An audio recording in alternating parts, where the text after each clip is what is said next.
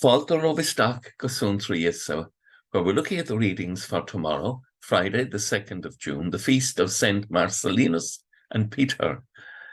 Now, Peter was an exorcist in the early church in Rome, and he managed to deliver a young person from an evil spirit and came to the attention of the authorities, namely a Serenus, who was a judge, and who brought him and Marcellinus before him and demanded that they denounce Christ.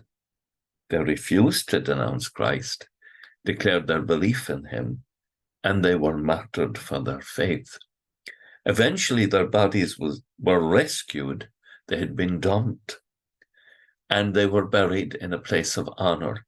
And later, Constantine's mother, Helena, desired to be buried with them in the same place.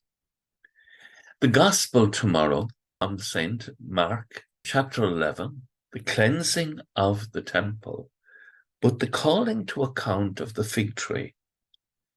Now, it seems unfair to us, but it's symbolic of the fact that we as Christians are called to bear fruit in and out of season, in good times and in bad.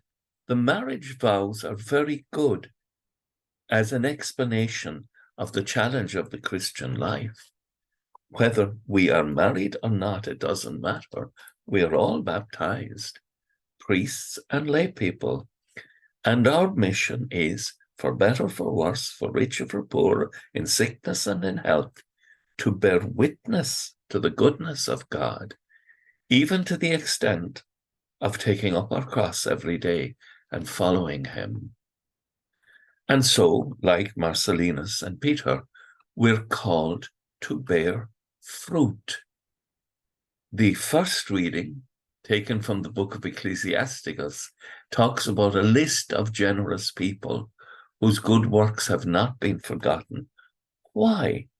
Because they are the works of the Spirit living in us.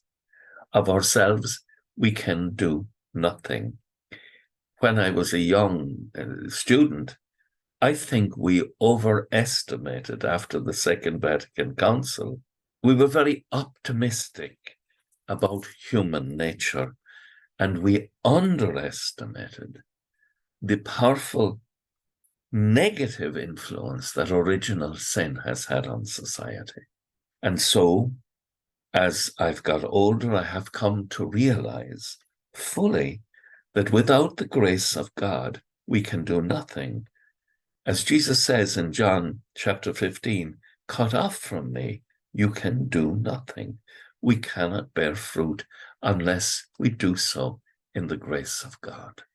And so, like Marcellinus and Peter, we're called to bear witness in season and out of season, in good times and in bad times, in sickness and in health, till death unites us fully to the Holy Trinity in the kingdom.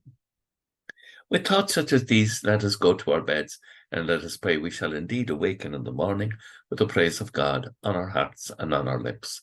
Agus gemana dia elikop shiv, ahar mak agus spirit neath. Amen. Slán go fóill. Bye for now.